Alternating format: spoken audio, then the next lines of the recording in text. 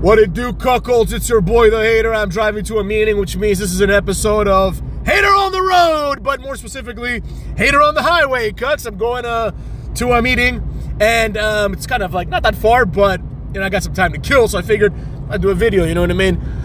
This video is about NXT, not specifically about last night's episode of NXT, because, quite frankly, obviously I didn't watch that episode, but the truth is that NXT, is unwatchable. I read the results, and I don't need to watch anything to understand that it's unwatchable.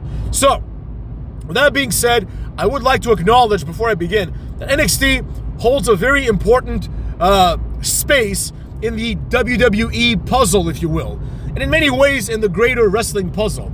NXT, for better or for worse, in my opinion for worse, is the place where you're gonna get most of your debuts.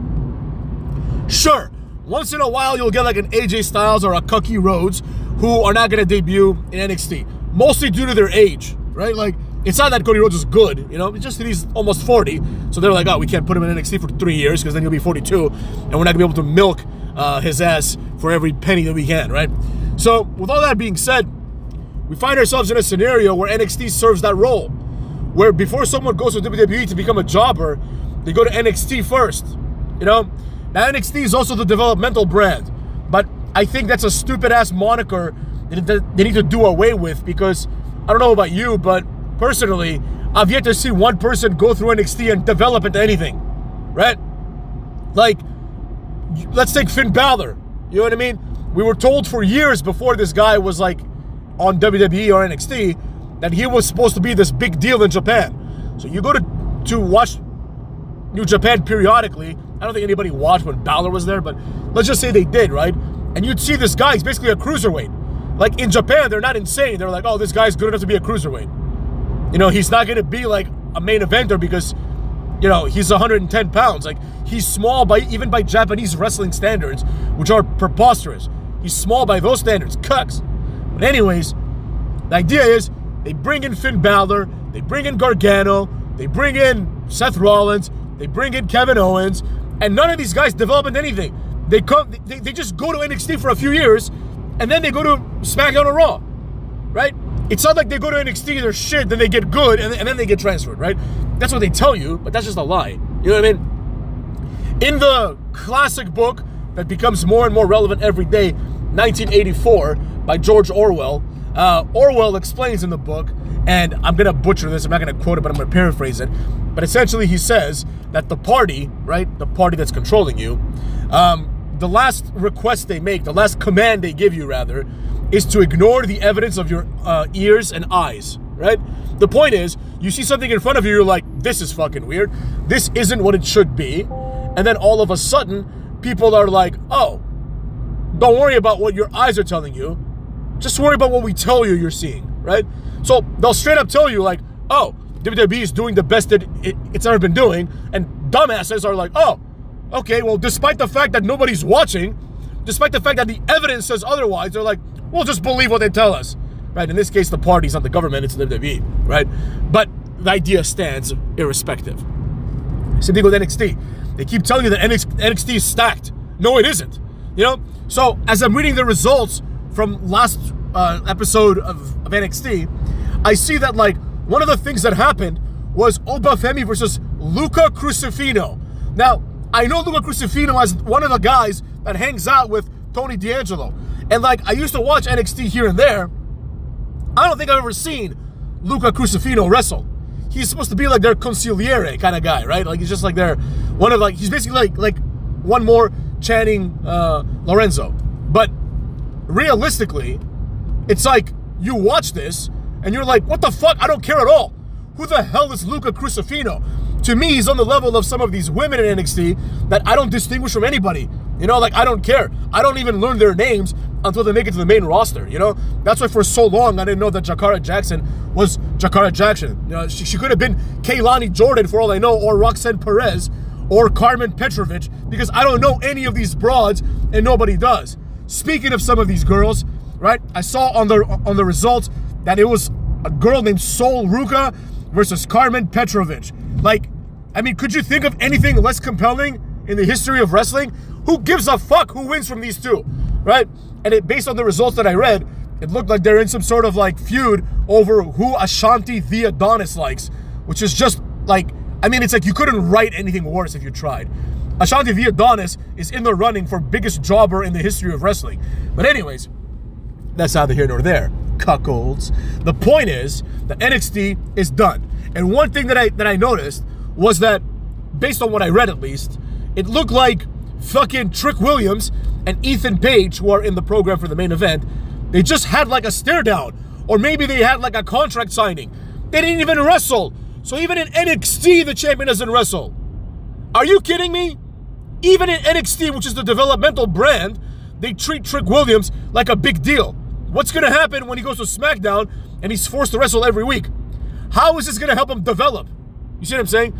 How is someone who sucks, like Ethan Page, or Trick Williams, or Obafemi, or Luca Crucifino, how are these guys going to get good if they don't wrestle? You know what I mean? Fundamentally, that's the thing they're going to be judged on the most. That and cutting promos. The cutting promos part we've been over it 100 times. You know, clearly the WWE method of teaching people how to cut promos is a failure.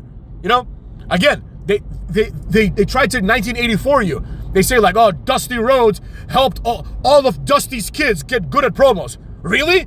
Well, how come none of them are good at promos now then? How come Seth Rollins comes out, I want Bronson Reed. I want Bronson Reed. I'm here to fight. Like, shut up. You know what I'm saying? Like, you sound like an asshole. You know? You've done nothing entertaining in your entire fucking career. You've just been mooching off of the WWE. Kevin Owens is even worse. Kevin Owens can't cut a promo to save his life, motherfucks. These are the people that Dusty Rhodes worked closely with. You know? And I'm sick and tired of hearing things like Harley Race and Dusty Rhodes are legends. No, they're not. No, if Harley Race walked down Main Street in his hometown, nobody would know his name, motherfucks. Same thing with Ethan Page, same thing with Trick Williams. Nobody knows who these people are. Seth Rollins goes and says like, Bronson Reed, I'm gonna make you famous. You can't. Only 1.3 million people are watching. You can't make him famous because you're not famous. The Undertaker made Rikishi famous by chokeslamming him essentially off of the Hell in a Cell onto the bed of a truck, right? That's because millions of people were watching and it was a badass spot. With Seth Rollins, the making him famous is Seth Rollins moves out of the way and Bronson Reed goes through a table by himself like a retard. You see what I'm saying? The point here is this. NXT is done. And nothing encapsulates this more than the last thing that I saw, right? We need to I need to do a video on this as a separate concept, right? Some girl named Zarya debuted. Now, I can only assume that this is Delta, right?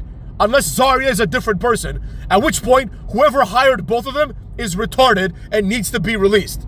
But let's assume they're the same person. I thought that Zarya was going to show up at Halloween Havoc. I guess she showed up a little bit early because they ran out of ideas, right? Now, this girl, as well as Delta, if they're different people, you may as well just take Valhalla, also known as Sarah Logan, and just have her wear like a different costume and be like, this is Delta now. You know, nobody would notice and nobody would care. You see what I'm saying?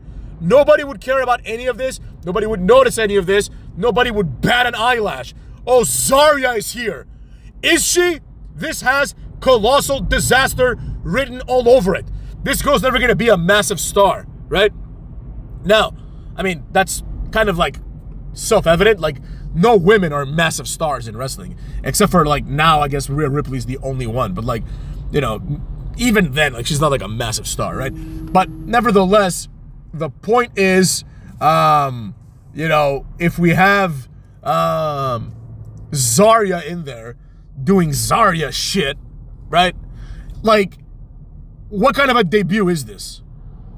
You know, I guess she debuted before her debut, but what kind of a debut is this? She comes out, does what I'm gonna now dub Zarya shit. Apparently she stopped the little Halloween wheel from spinning. Ooh, right? Whatever happened to having good, worthwhile debuts? What's this girl's gimmick? Is she's from the wasteland? Right? That's literally Valhalla. Like, she hangs out with fucking the War Raiders, who are basically like post-apocalyptic scavengers, right? That's what they are, right? Like the War Raiders, like all their moves are like the Fallout, you know, like all these like nuclear type shit. It's the same thing. And Triple H, the dumbass, he just probably sees like, oh, this girl's getting over in Australia, right? And I saw some jobber, some nerd on the internet being like, what are they putting in the water in Adelaide, Australia? Nothing. They're putting nothing in the water because not one good wrestler has come from there. Every example they give is like a bunch of jobbers that are being artificially pushed down our throats. Like, Rhea Ripley is not entertaining, you know what I mean?